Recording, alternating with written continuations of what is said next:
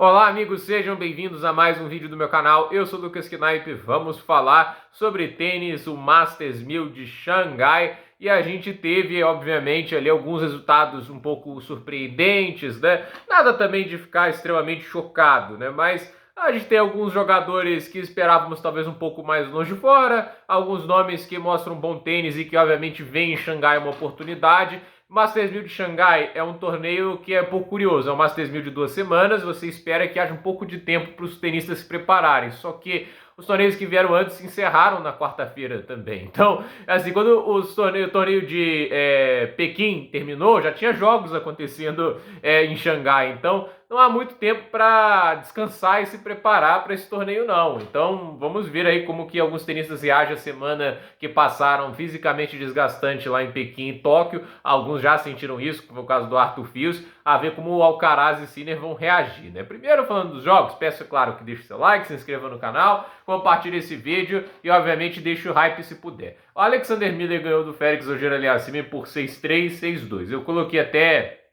aqui, né, um vídeo, né, falando sobre o Aliassime, se há esperanças daquela ótima versão que a gente viu do tenista canadense, que conseguiu 60 vitórias em 2022, foi para o ATP Finals, voltar, né, porque chegou a ter 3 títulos seguidos, chegou a emplacar 19 vitórias em sequência, era magnífico ver o Aliassime jogando naquele fim de ano. A gente estava acreditando que ele seria o grande rival do Alcaraz, não o Sinner. O Sinner naquela época teve um ano bem inferior, ele ainda estava lutando muito ali com a falta de variação e de solidez do jogo dele. Ele era agressivo, batia muitos winners, mas não era sólido como era hoje, né? Isso, obviamente, o trabalho do Darren Cahill mudou muito isso, né? Agora, o Aliassime andou tanto para trás, né? Que hoje, tipo assim, na corrida para Turim, ele não tá ao lado do Urkats, do Rublev, do Fritz, ele tá ao lado do Jordan Thompson e do Baez, né?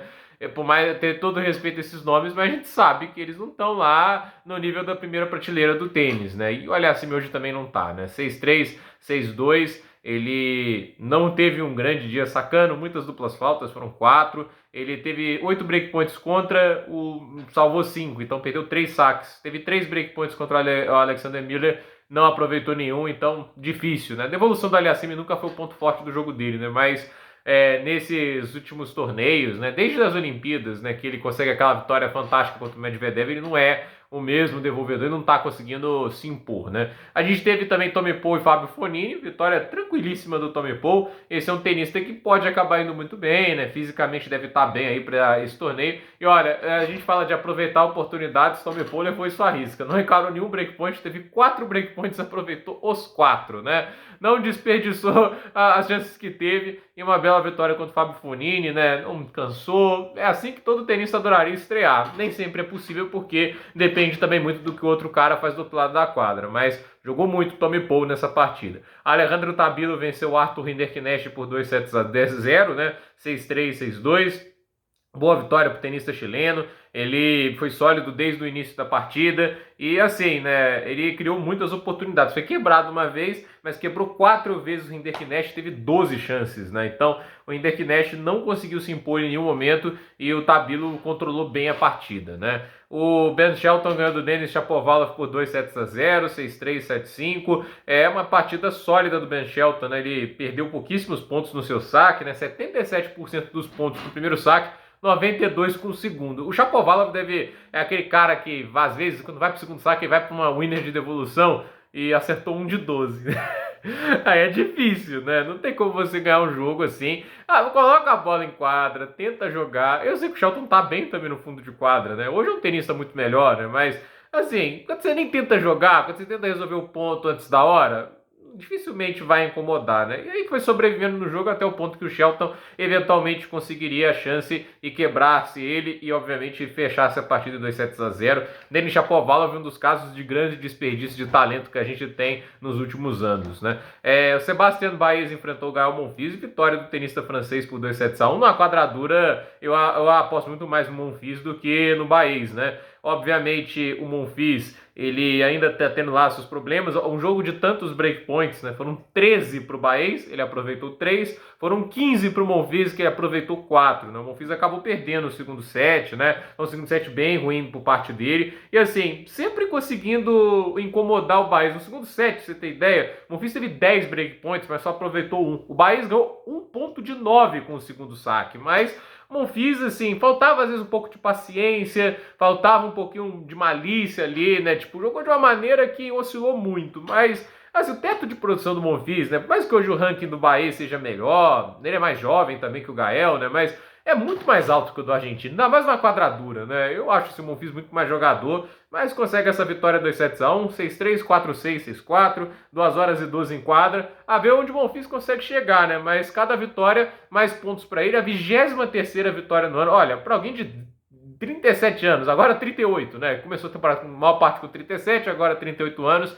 Tá com 23 vitórias e ainda acho que ainda tá no top 50 da corrida para Turim. Meus parabéns, né? Que isso aí merece aplausos, né? O cara tá conseguindo sustentar um nível de tênis desse atualmente, ter ganhado do Alcaraz esse ano, Monfils ganhou do Alcaraz, gente. Isso aí, ó, merece muito aplausos, não é fácil não, né? Então, fantástico ganhar o Monfils nesse aspecto. E assim, mais uma vitória e uma campanha interessante aí no Masters 1000 de Xangai.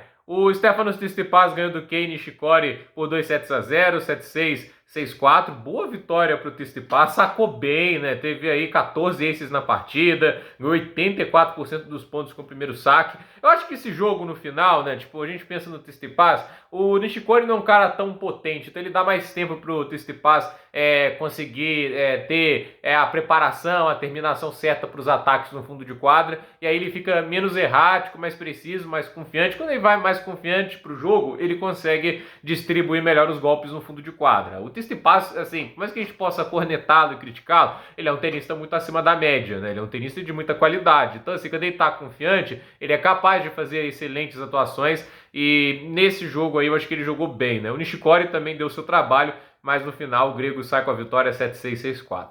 Matteo Arnaldi ganhou do Svajda por 2-1. Um jogo duro, né? Fez primeiro set 7-6 para o Svajda, depois o Arnaldi conseguiu virar 6-2, 6-4. O jovem tenista italiano que está tentando ali ir para o top 30, né? Ele e o Arthur Fils são pessoas ali que estão tentando fazer meio que o breakout year. Não vai ser esse ano, apesar dos títulos que o Fils conquistou, ou da semifinal de Masters 1000 que o Arnaldi tem, mas de qualquer maneira a gente está vendo aí ele tentando fazer essa progressão. É um dos tenistas mais talentosos aí dessa nova geração. Estou curioso para ver como ele faz esse progresso. Cada vitória é importante, cada experiência contra os tenistas tops também, e ele vai enfrentar Daniil Medvedev na próxima rodada. Nas oportunidades que teve contra o russo, até que vendeu o cara ali as partidas. Vamos ver agora nessa quadradura de Xangai. O Alex Mikkelsen venceu o Yon Kachebu, né? Lembra? O tenista chinês que ganhou do Rublev, né, na semana em Pequim, deu um trabalhinho ali pro Sinner. Dessa vez, aquele negócio, fisicamente é complicado, ainda mais para um cara que não está acostumado a jogar semana após semana. Ele é 96 do mundo,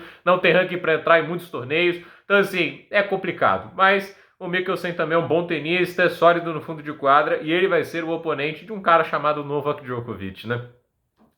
A gente também teve o Hugo Humbert vencendo o Arthur Cazux por 2-0, 6-3, 6-2. O Humbert, né, era um cara que eu tava pensando que podia desempenhar mal, teve pouco tempo para descansar, mas é um talento absurdo, né? E as devoluções dele, isso aí é uma coisa fantástica. A leitura de saque que ele tem, as devoluções de bate-pronto, é uma das melhores da atualidade. Eu vejo o Humbert como um cara que, se joga o melhor tênis boa parte do ano, ele vai estar entre o top 10 dos melhores devolvedores de saque, né? Rápido, ele é preciso, ele se movimenta bem, direciona bem os golpes. Óbvio que às vezes falta um pouquinho mais de contundência nas definições de ponto, né? Mas ele é um cara que tende a ser um desafio chato, né, de passar, porque ele tem muito recurso, tecnicamente é muito acima da média, e fez uma belíssima atuação contra o compatriota. Então, bela vitória do Humbert. A gente também teve o Roberto Carvalho Baena vencendo o Arthur Fils por 2-0, duplo 7-6.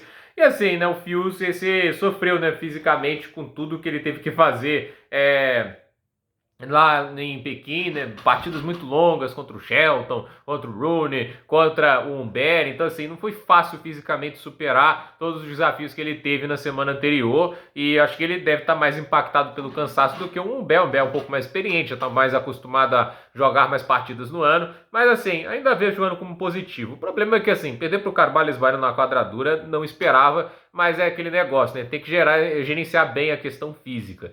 O Thomas Etcheverry ganhou do Botek van de Zandschulp num jogo de 3 horas e 42 de duração. Olha, deve ter tido alguma interrupção, né? Talvez no terceiro set, né? 1h33 de terceiro set, caramba, né? E que jogo, hein? 7-6, 3-6, 7-5, uma partidaça de tênis ali. E o Etcheverry valente, né? Teve 16 breakpoints contra, salvou 13, né? É jogo duríssimo, muitos pontos disputados, né? Eu tava até fazendo aqui a soma, né? Dá 257 pontos disputados, caramba, né?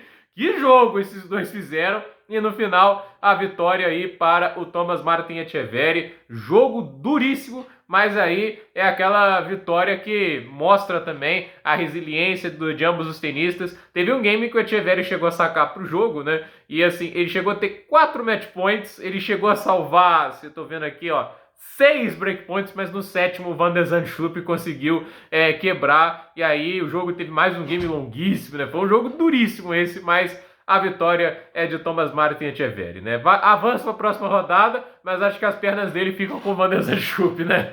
Vamos ver aí, né, o que ele faz na próxima partida. O Thomas Mahat venceu de virada o Alejandro Davidovich Fokina, né? O melhor tenista do ano avança, né? Tipo, porque o Davidovich Fokina talvez tecnicamente possa ser de um nível superior, talvez. Eu não vou confirmar porque o Mahat é jovem, é muito bom. Mas assim, é um ano fraco pro Fokina e boa vitória de virada pro Mahat, né? Porque o jogo tava duro, primeiro set 6-1 pro Fokina. O Fokina chegou a ter 6-1, 3-1 e o Mahat conseguiu voltar e venceu aí 1-6, 7-6, 6-4. Boa vitória aí para o tenista tcheco, que fez boa semana lá se não me engano, em Tóquio. Então, é um tenista que não dá para subestimar de maneira alguma, né? Ele conseguiu vitórias boas contra Tommy Paul, Alexei Popyrin, ele é um tenista bem perigoso. Daniil Medvedev ganhou do Thiago Wilde por 2-0, 7-5, 7-5. Assim, né? O Medvedev ainda continua, volto a dizer, não sacando muito bem, mas devolveu o saque muito bem, né? Não foi muito agressivo nessa partida, até porque o Thiago Wilde não permitiu ele ser o cara que ditava o ritmo dos pontos no fundo de quadra,